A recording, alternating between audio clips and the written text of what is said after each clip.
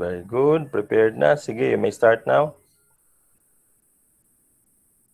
Hello, good evening, everyone. So, tonight I'll be discussing about the drugs affecting the male reproductive system, Chapter 41.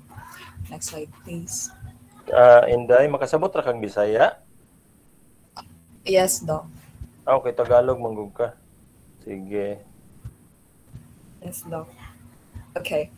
So, for the terms that are defined here in this chapter, we have the anabolic steroids, androgens develop with more anabolic or protein building effects than androgenic effects. So, androgenic effects associated with development of male sexual characteristic and secondary characteristics. Example given, we have the deepening of voice, hair distribution, genital development, and acne. Androgens, male sex hormones, primarily testosterone produced in the testes and adrenal glands. Hirsutism, hair distribution associated with male secondary sex characteristics. Example given, increased hair on trunk, arms, legs, face. And then hypogonadism, underdevelopment of gonads, testes in the male. We have the penile erectile dysfunction. It is a condition in which the corpus cavernosum does not fill with blood to allow the penile erection. Can be related to aging or to neurological or vascular conditions. We have the phosphodiesterase type 5 inhibitors, drugs used in the treatment of erectile dysfunction that cause smooth muscle relaxation, allowing the flow of blood into the corpus cavernosum. And finally, we have the priapism, a painful and continual erection of the penis. So we have here the male reproductive system illustration. So since the first reporter already discussed about its function, I think we're going to bypass this. Yeah. So for the drug, first is the androgens.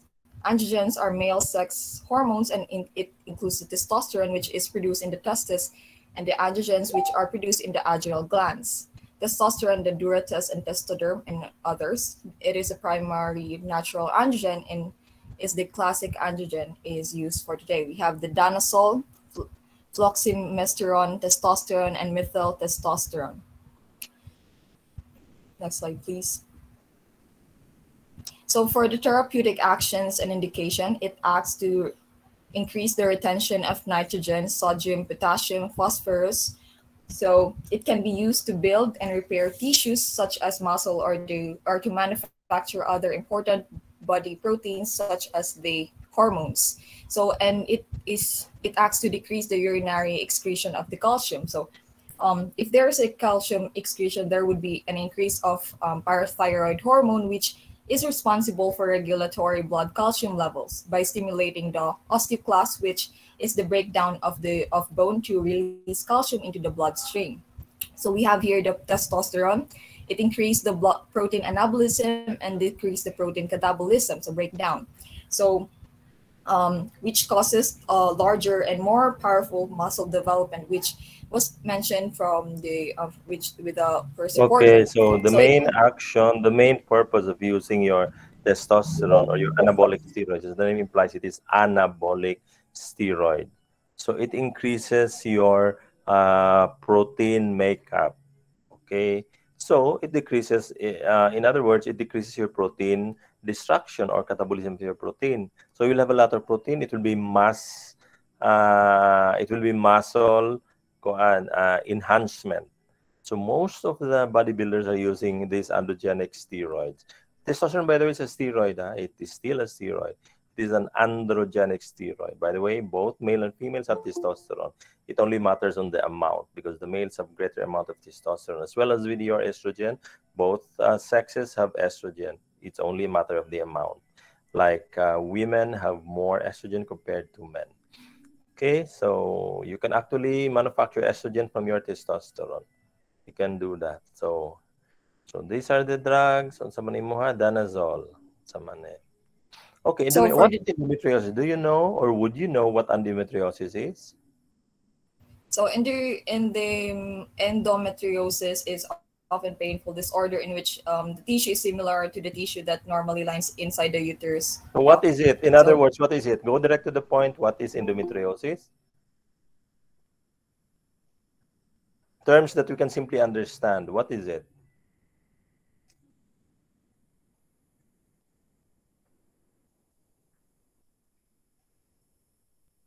Dysmenorrhea, Doc.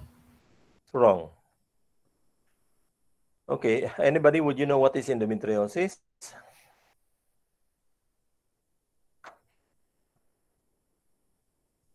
Okay, endometriosis, by the way, is ang hitabuan niya, you have, if this was not discussed in your anatomy, so you'll be having a hard time understanding this by word lang.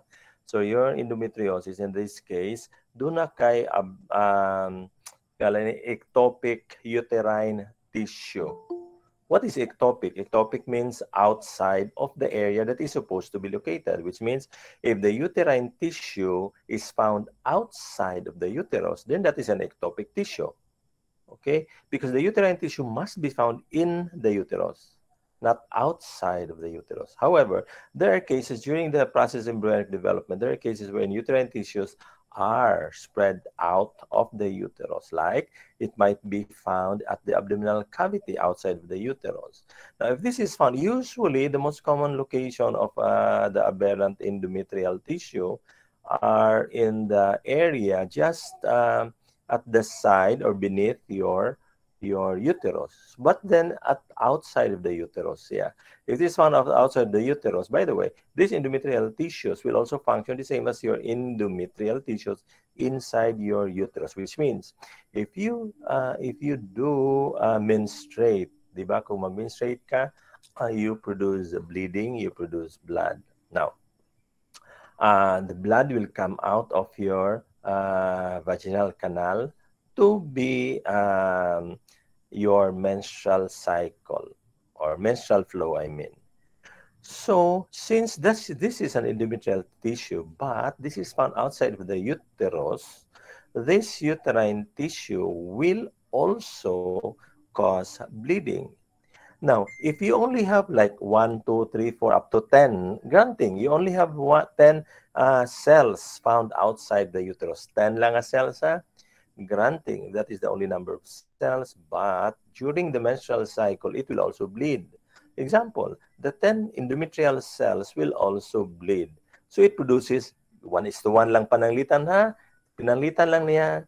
So it also produces, it also bleeds 1 times 10, but ang tag 10 blood cells ang iyang gi-bleed. Example lang na siya. That is for 1 month. The following month, pero magtapok na siya, kaya wala man siya kagawsan. Again, because it is inside your abdominal cavity, so on main pelvic cavity, so wala siya kagawsan. So, na kay 10 nga blood cells gatapok this month. The following month, ni-bleed po siya. Nara po kay another 10. Nidugang siya sa imong 10. So, na kay 20 cells. So, the following month, another 10. Hangtod nagkadako, nagkagulang ka. If you reach about mga 30 or 40 years old, mahimo na ni siya nga mass. Magkadako man siya, di ba? Since it is already a mass, it will present the manifestations will present as abdominal pain and a mass sa imong pelvic cavity. Doon na siya tumor sa imong pelvic cavity. And that is what endometriosis is. Actually, this is just a bleeding from your aberrant endometrial tissue or uterine tissue. So it also bleed. But sometimes your endometrial tissues can sometimes be found sa imong nostril. You heard it right. In nostrils. That's why when you bleed, when you have your monthly cycle, mga women, magsunggo pod mo. You will have epistaxis if these endometrial tissues are found in your nostrils. So, mag-epistaxis po every month when you have your menstrual cycle. This is what you call vicarious menstruation. Okay? Vicarious menstruation. Okay, so that is endometriosis. What is the final product? What is the final product of endometriosis? This is a mass sa imong pelvic cavity. What is the final solution here? You have to remove it by surgery. So if you have in the early stages of endometriosis, nga dili pa kaayo dako ang imong mass, you can do suppression by means of giving your male hormones or your androgenic hormones. If you suppress this by giving male hormones, then there will be decreased chances of growth of the mass. So you are holding back the production of a bigger mass in here. Okay? So that's about it. That is your endometriosis. That is the function of having what you call this, a synthetic testosterone here. Okay, so that's about it. This danazol will inhibit your hypothalamic pituitary axis, then wala ang releasing hormone ma-decrease, thereby also decreasing your FSH and decreasing ovulation, there, etc. It follows the same. Okay, so next slide. For the Going back, by the way, pharmacokinetics, before I forget, I have to reiterate this because probably some of you don't really understand what this means when you have negative feedback. Again, when you're, we follow the law of use and disuse. When you use it, it functions well. If you don't use it, it will atrophy. What is atrophy? Atrophy is shrinkage of the tissue or the gland, which means if you give exogenous testosterone to a male, you are actually causing a negative feedback mechanism wherein you suppress your hypothalamic pituitary axis, thereby decreasing the amount of your gonadotropin-releasing hormone and also decreasing your FSH and LH from your pituitary gland. If you decrease the FSH and LH, it also decreases the function of your testicles. So if you decrease the function of testosterone by law of use and misuse, if you don't use your testicle, the testicle will shrink. That is the reason why most of the bodybuilders have smaller testicles compared to normal males if they are using exogenous androgens, like your exogenous testosterone. Okay? So you often see bodybuilders nga gagmay og itlog. I'm not talking about the penis, I'm talking about the itlog, that is the testicle. Okay, your danazol again is synthetic androgen siya, synthetic na siya. So, mailad ang imuhang ng hypothalamic pituitary axis, mailad siya nga naay testosterone. When in fact, it is only synthetic. It follows the same way with all the other drugs. Next slide. For the pharmacokinetics, testosterone is long-acting and is available in several forms, including the pod, injections, buccal system, topical gels, topical sprays, urethral pellets, and dermal patch. Danazol synthetic androgen is also long-acting but is available only in oral form. And methyl testosterone and fluoxymesterone have a long lives. Next slide, please. So for the contraindication and cautions, these drugs are contraindicated with any known allergy to the drug or ingredients in the drug to prevent hypersensitivity reactions during pregnancy and lactation because of the potential adverse effects on the neonate. Another method of feeding of the baby should be used, and these drugs are needed during lactation. In the presence of prostate and breast cancer in men, which could be aggravated by the testosterone effects of the drugs, they should be used cautiously in the presence of any liver dysfunction or cardiovascular disease because of this disorder could be exacerbated by the effects of hormones. So for the next slide, please. So for the adverse effects, for the androgenic effects, we have acne, edema, hirsutism, deepening of voice, oily skin and Obviously, hair, because these are the effects of your androgen. All these are effects of your androgen. So these are the androgenic effects or your anti-estrogenic effects. Next. Anti-estrogen effects in kiddo. And for the potentially life-threatening effect, hepatocellular cancer. This may occur because of the effect of the testosterone in hepatic cells. And other common effects, we have headache, dizziness, sleep disorders, fatigue, rash, and other serum electrolytes. So next slide, please. So we can just scan this in the book for the CNS effect. For the clinically significant drug laboratory test interferences, when the patient is taking androgens, there may be a decrease of thyroid function as well as an increase of creatinine. So creatinine is a waste product. And then results that are not associated with the disease state, this effect can last up to 2 weeks after discontinuation of the therapy. So next slide, please. Next slide. We have the nursing. We have the prototype. So next slide. nursing considerations, and for patients receiving androgen, we have the assessment. We need to assess for contraindications or cautions to the use of drug, including history of allergy to any Okay, the testosterone same or thing as androgen with to all the avoid other hypertension. drugs. Next slide. Next, nursing diagnosis, next slide. Nursing diagnosis, So next drug what would be about that? nursing diagnosis, distort body image related to androgenic effects, kaya nagkuhan Okay, siya sa so muscle. give me an example Then, why you will have a distorted body image. What is an example of androgenic effect if you are a female? Wa siya kasabot siyang report. In other words, kanang magkuhan ang correct. sa Exacto, Kadino, that is dog. one that will distort your body image if you are a female. Okay, so simple na kayo ang question. So next slide.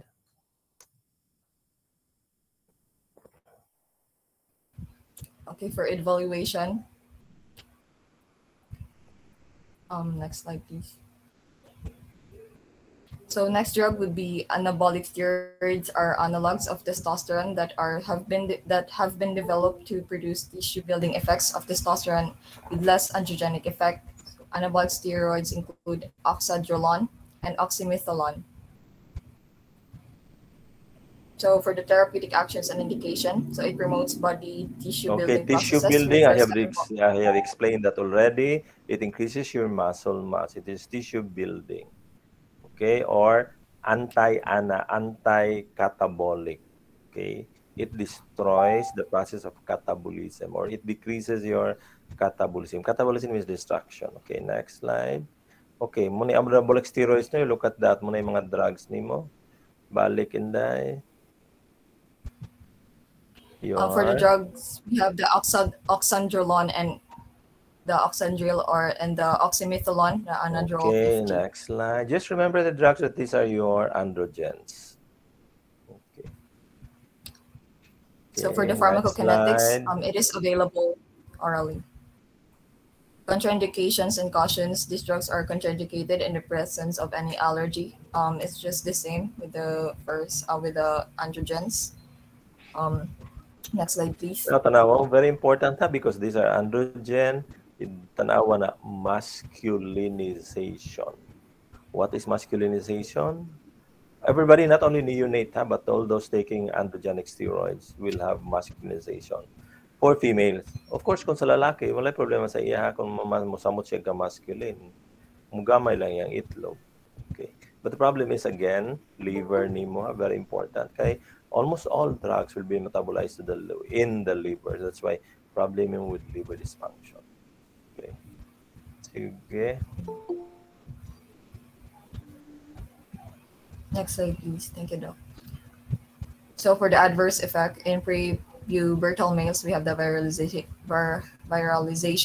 Okay, pwede ka ani mo gamit sa idino. Enlargement here. Tanawa dino, pwede ka mo gamit virilization for phallic enlargement. Pwede ka mo gamit ani dino. Di naman di ka prepubertal, no? Adult naman di ka.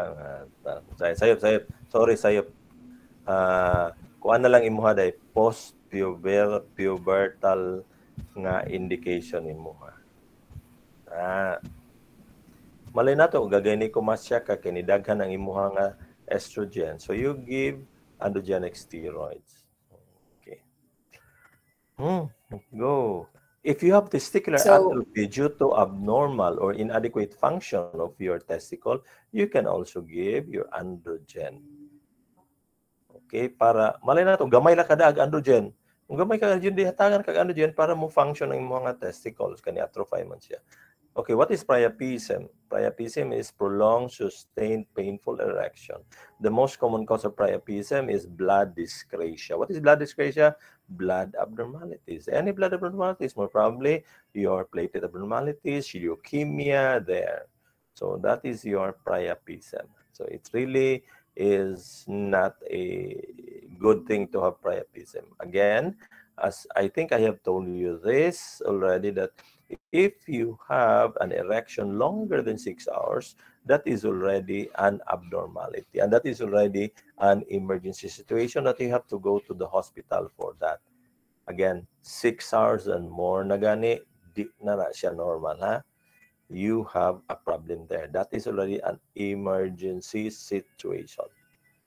Okay, next. Libido, by the way, it is the androgen that stimulates your libido for both sexes, male and the female. Okay, that's why it is understandable nga the males are supposedly must be gaon compared to the female because you have two sources of androgen, mainly your testosterone and your adrenal glands. Whereas ang female, their only source of androgen is their adrenal gland. So mas gamay sila og androgenic steroids, which means dapat mas bigaon ang female. But I have seen some females nga murag mas bigaon kaysa male. Well, it depends. Malay na to, hyperfunctioning adrenal glands of androgen, we don't know. Or probably innate nila. Nakamit na kag-ingon ana no, dino no. Ay. Pagilom dia, next slide. Imo ra magungala nakabutang dere god asa man bi ako gang pang mura manggoy na ka. There are only 7 students ang nakabutang dere na nakita nako sa kuan. Yeah. Sa akong tanaw ning sa ni pagkita man gud show everyone. Okay kani, show everyone. Sige, go. So for in women, we have the hirsutism, hoarseness, deepening of voice, clitoral enlargement, baldness, and menstrual irregularities. Clitoral enlargement. Would you want that? Sige. Hoarseness of voice, of course, to pattern that of the male. Kaya lagi, androgen man. Next slide. So for herbal and alternative therapies, you could just alternative niya, mga herbs. So tanawa, bee pollen. Yeah, bee pollen. Creatine, Damiana, and spirulina, and wildium. Wildium. Napilain, napagani ginseng. Napay Spanish fly. Ambot nga itong Spanish fly sa una. But ginseng, yes. Ginseng is very much in use as a herbal alternative to increase virility and masculinization. Ginseng. I think you have heard about ginseng. Next slide. So for clinically important drug-drug interactions, it affect the liver. There is a potential interaction with oral anticoagulants and a potential decreased need for antibiotic. For the prototype, we have oxandrolone. Okay, you mentioned that already. Next slide. Basta ko na masculinization because male hormone man. All the effects of testosterone na hinaon na ninyo. Okay. Yes, Dr. So for the assessment, you can just read it on the book, and then assessment, please, and then. Sige, next. Next slide, please.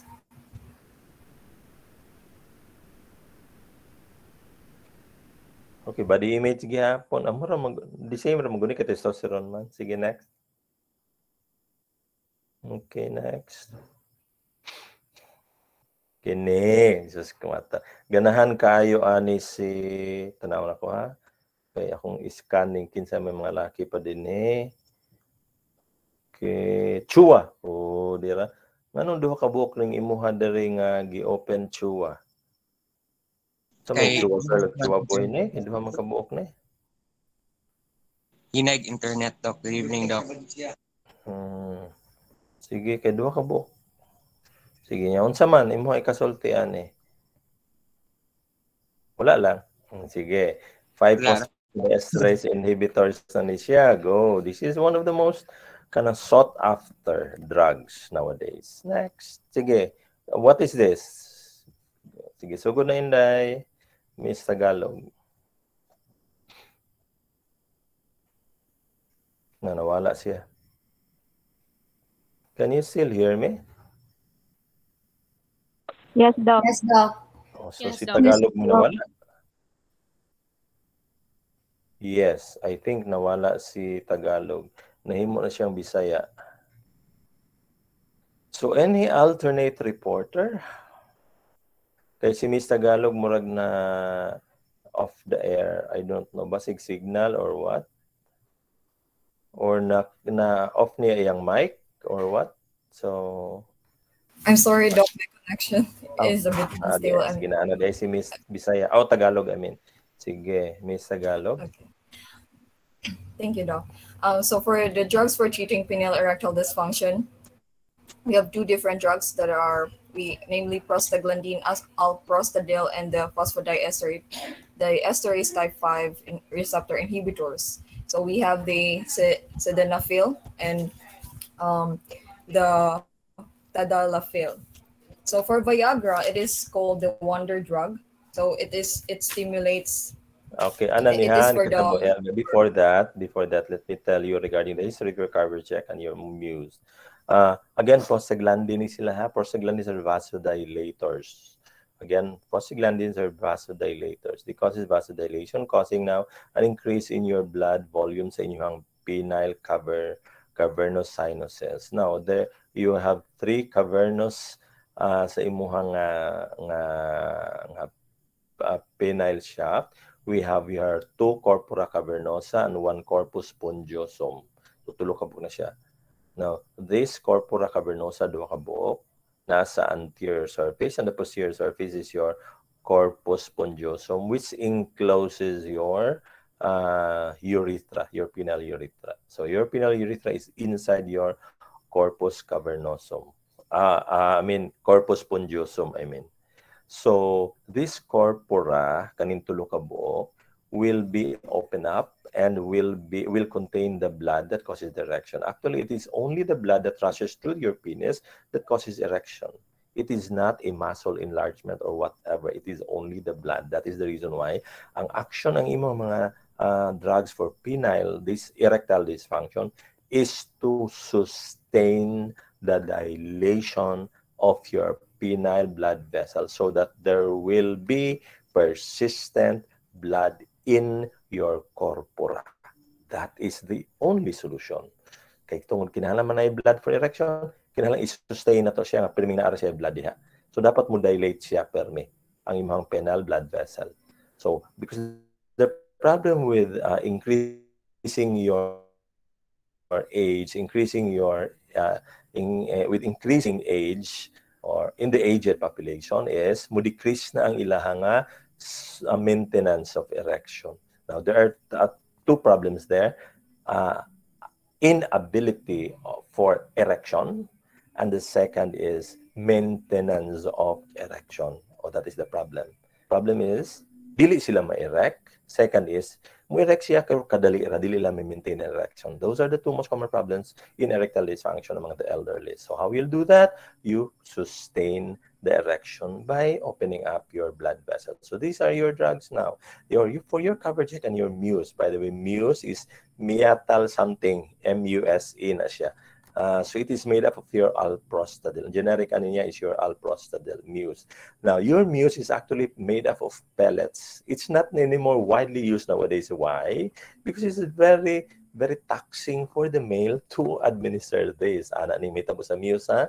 It is made up of pellets. You know what is a pellets? And it has an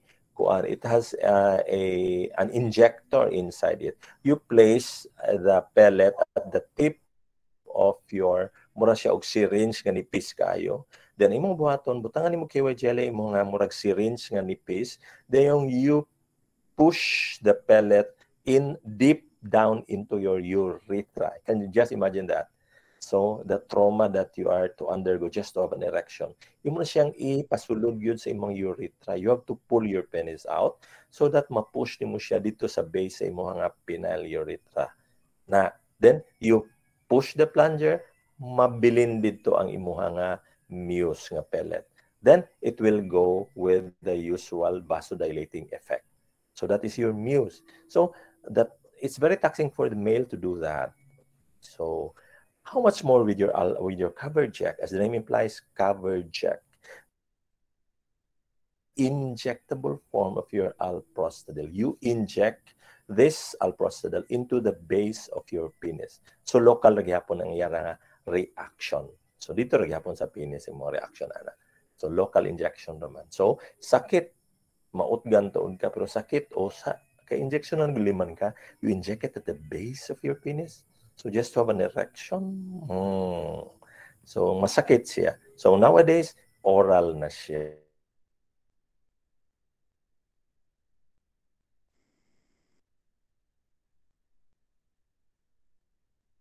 Only use.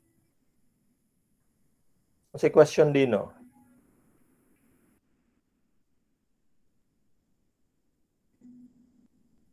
Dili mo guna bulitas dodong.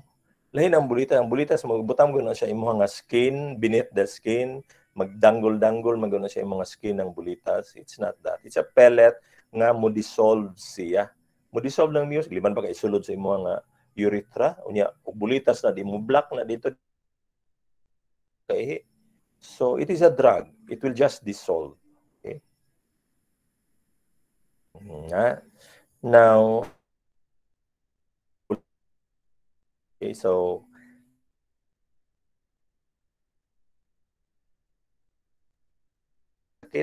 dali ra kaayo. You do that a few hours before you have an intended sexual encounter. Of course, you would know when you will have a sexual encounter.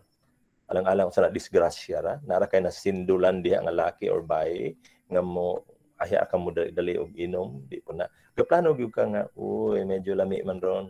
Okay, mangita baka ka diha sa boulevard or what? Or na baka kay Fubo. You know what Fubo is? Kani si Dino murag kay balon ni say Fubo. Say Fubo Dino.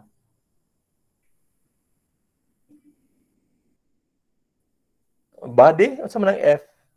FU. Yung fucking body ni mo ang imuha nga Fubo. So malay na to naka na, we don't know. So you are all adults here, so we don't have to worry about mentioning such terms because you are also nursing students. You don't have to worry about that. Okay. Anyway, you will be talking about this when you talk with your patients naman po later. So that's about it. So now we have your 5-phosphodiesterase inhibitors, which are taken orally. And this is other indications aside from your erectile dysfunction. This can also be used for pulmonary hypertension. Like look at this here, Viagra can also be used for pulmonary hypertension, aside from that. So we have a lot. We have Viagra, which takes effect for about 6 hours only. We have Tadalafil, your Cialis, which takes effect about 3 days, and so with your Levitra. Mas dako ko ni 72 hours ko ning iyang effect. We don't know. I really don't know. I have used Viagra. I have tried using it. Now, the side effect of Viagra, I had to try it. The side effect of Viagra is mo bluish ang imong environment. When you look at the sky, or when you look at the light per se, sa imong environment, makita nimo mura siya na tinge of very light blue nga tinge. Makita nimo, and that is really true. I tried this, so I can boast for it. I can vouch nga it is really true. Dunay bluish tint ang imuha nga vision with your Viagra, your sildenafil. It comes in 50, 100, and 200 milligram doses. You can start with the lower dose if you wish, or you can make half of it if you just want to try. By the way, with regards to using your 5-phosphodiesterase inhibitors, you need to have the normal sexual, what do you call this? Stimulation. It doesn't mean nga once you take it, dito rin nag-utog. No, ayaw mo guna-una na. Di na siya. You have to follow the normal physiologic cycle, the normal physiologic stimulation. Normal ha. So it's either gahuna-huna ka, og lami, mautgan ka. Or gihikap-hikap na, nautgan ka. Or nakay nakitaan, or nautgan ka. Or giunsa ba ka na, gilabtan na, nautgan ka. So that is normal physiologic response. So kung mo-take ra ka na, ding wala rin hitabo, wala stimulation, so wala mo erection may tabo, ana. Di ka mingon nga, once ka mo tumar ka na, dito tindog, no, ayaw mo gunahuna na, di na pwede may tabo. Mayroon ka nga, wala man ako na ilabte, pero nintindog lagi. Ay, malay na to, nagsige grab na siya diha sa imuha nga pants. So, na-stimulate siya, tactile stimulation. Okay, nagsige siya kahikap-hikap diha. Okay, so that you have to follow the normal stimulation. It doesn't follow nga bit so nagtindog diha pag tumar nimo. And it takes about a few hours. That's why you still have time. If ever na kay gustong i-date karon, niya na kay plano, you still have time. You drink it before, dayong Yung nahuna nimo ni inom mig tagsa duha ka botelya nga beer before you do such things. So napakay time. Igo siya mo taking effect. Okay? So next slide. So for the therapeutic actions and indications, so since Doc already discussed about it, so it is for the relaxation of vascular smooth muscle. So ma-feel ang corpus callosum. Okay, this is already the mechanism of action sa imong mga Viagra mga Cialis aniha. This is a 5-phosphodiesterase inhibitor. So what does it do? Muna na akong i-mention ninyo last time. What does it do? It sustain your cyclic GMP. Your cyclic GMP causes vasodilation. How? By inhibiting your what? Your cyclic GMP. It causes inhibition. Okay, so next slide. Okay, for the pharmacokinetics, injection is metabolized in active compounds in the lungs and excreted in the urine.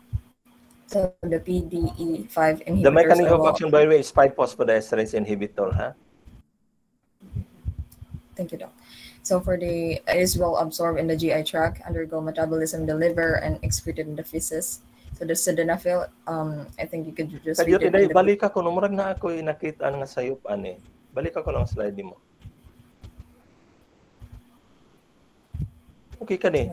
Why do you have to inhibit your cyclic GMP and you inhibit the destruction of your cyclic GMP? Tanawa ko no imong libro if it is really inhibition of your CGMP. Your phosphodiesterase 5 will cause the destruction of your cyclic GMP. If you inhibit that, you inhibit the destruction of your cyclic GMP. You have to sustain your cyclic GMP because this will cause the vasodilation. Nganong ang imuha ng mechanism is inhibition hinoon cyclic GMP. Oh, okay ha. Okay, ayaw mo katalang ani nga statement ha, so that di mo malibog ana. You just have to take your fast phosphodiesterase inhibition as your mechanism of action, and that's about it. Ayaw tagdan ni mechanism of action niya. Next slide.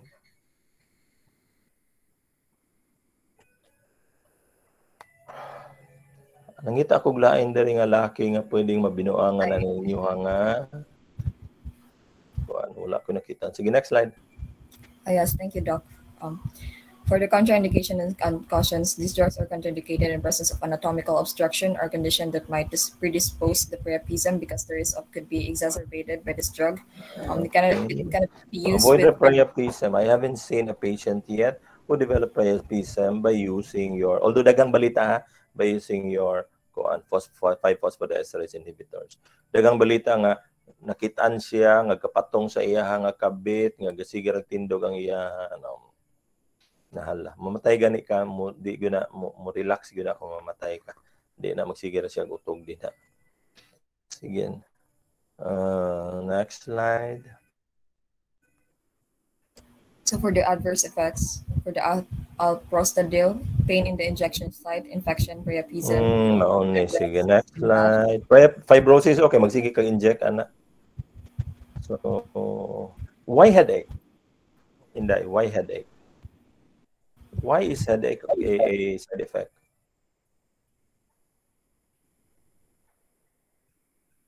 Anybody? Vasodilation. Correct. It is a vasodilator. You know, the mechanism of headache is vasodilation. Next slide. Okay, mauna na siya, imong sildenafil, your Viagra. Viagra is expensive. There are a lot of generics and cheaper brands of your sildenafil. But of course, Viagra is more effective than the other brands of sildenafil. Ang Viagra magud mo ikuan siya nga original drug for sildenafil. Okay, so go. Next slide. Mind you, it is true, ha? Viagra is more effective compared to the other sildenafil. Sige. Okay. For the treatment na pulmonary hypertension, erectile dysfunction. Next slide. Okay. What is the only, go for the contraindication sa imong sildenafil na go? Kana very important na. Asa man tong contraindication ninyo for sildenafil? Kani very, very important. Tanawang contraindication nimo. Balik sa kugbalik. Okay, tanawa na. So, for the sildenafil and tadalafil are used in the treatment of pulmonary arterial hypertension. Okay. It relax the smooth muscle the pulmonary ma-relax man dok ang pulmonary artery. Not that. Okay, yung drug-drug interaction, tanawa.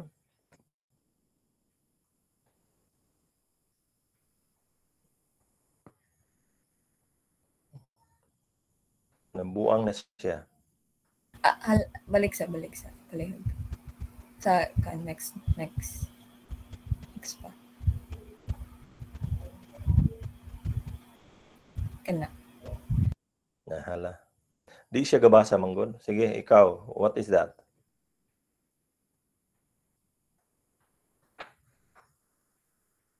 So for the increase of vardenafil or danafil. So what is contraindicated with the use of your Viagra or your sildenafil? Tanawa, oh. It is a different thing when you say cannot, or it's a different thing when you say take with caution. This word is cannot, meaning should not be taken. Una-unaan na ninyo ng iyon, ana. So this means this should never be taken with unsa man.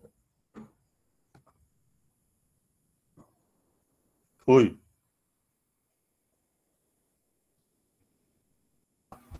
Dala, wa siya kadungog. Dili jud kay siya maklaro dok. Sorry kay dok. Pwede balik dok. Sige, ikaw na lay answer ko an mandantes kay wa siya kadungog na ako.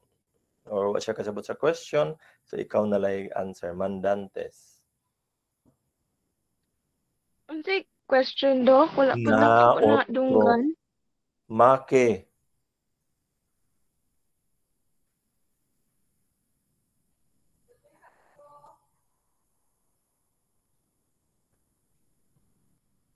So, walay na minaw.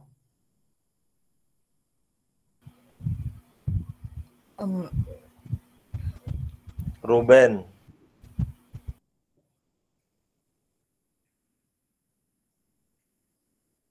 Absent. Saison. Absent. Tahom. Alpha adrenergic blockers, doc. Only? And also organic nitrates and drugs. Okay, what are examples of your organic nitrates? Yes, I have no. Kung naman tayo discuss. No. Kumana ba? Wala pa. Nitrates. Have we discussed cardiovascular? Not yet. Wala pa, doc. Not yet. No. Okay, sige, sorry. Okay, nawala pa. Organic nitrates katong inyong mga nitrates. You should not use your phosphodiesterase with nitrates, and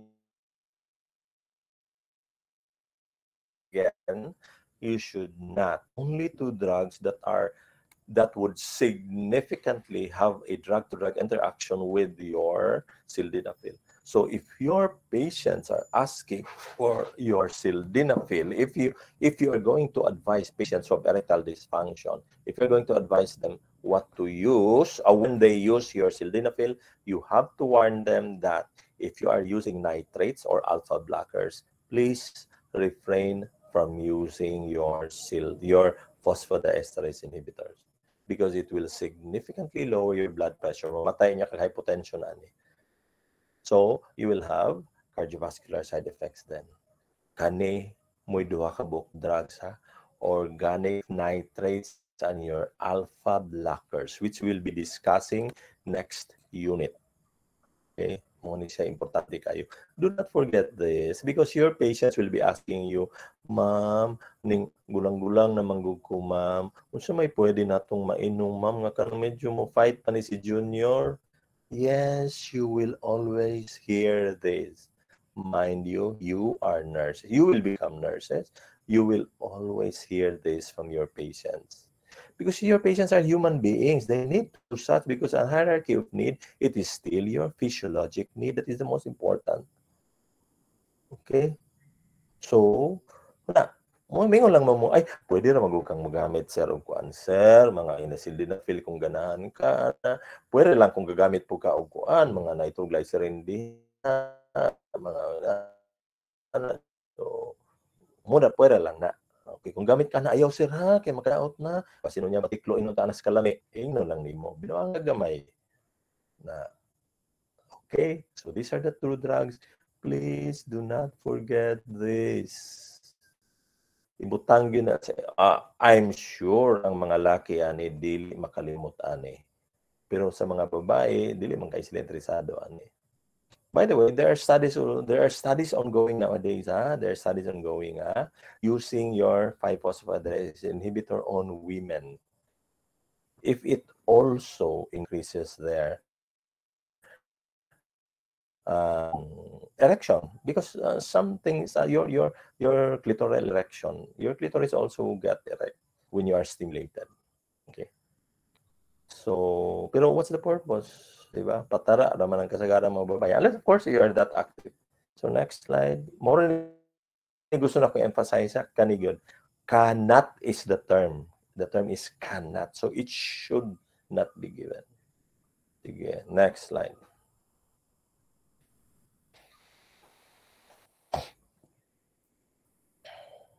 So for the drug therapy across the lifespan for the Kung children. gano'n mo gamit ka ani sa mga bata. Mura na question. Sige, next slide. You only use this for medical indications sa mga bata, like for pulmonary hypertension, etc. So, muna niya.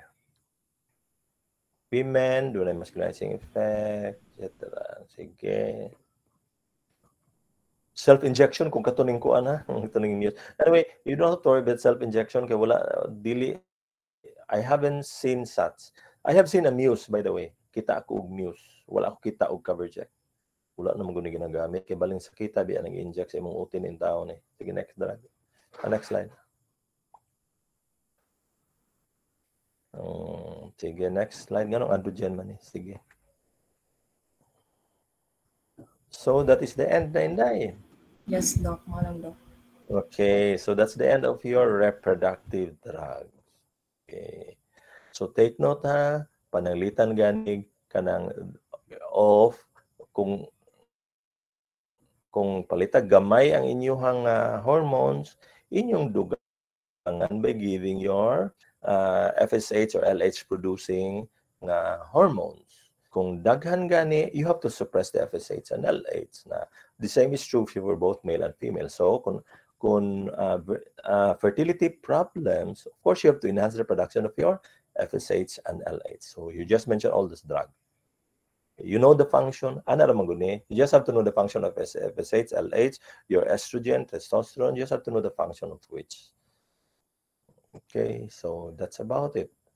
So this is an interesting topic, mga reproductive. And makarelate man go. This is relatable. By now, dili pa mo kayo mga laki makarelate regards to erectile dysfunction. But as you go older, it will be normal. And also for BPH, benign prostatic hypertrophy, all males without exception. Balag bayot ka diha or unsa. All males will have benign prostatic hypertrophy when you reach the age of 40. Wala exception ha. 40 years old and above, you will have enlargement of your prostate. Well, the enlargement of the prostate, the gravity of the enlargement of the prostate will depend upon the individual. Sometimes, ang uban grabe kahubag ang prostate nga di nakakaihi.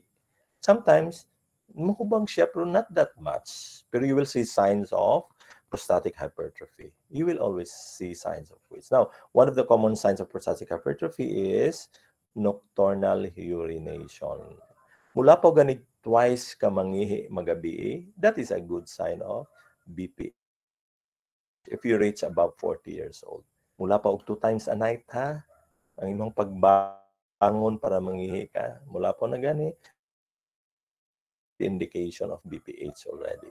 I'm not saying that will diagnose BPH ha, that is indicative of dili ko maingon nga gidiagnose na kada BPH, but it indicates a sign of BPH.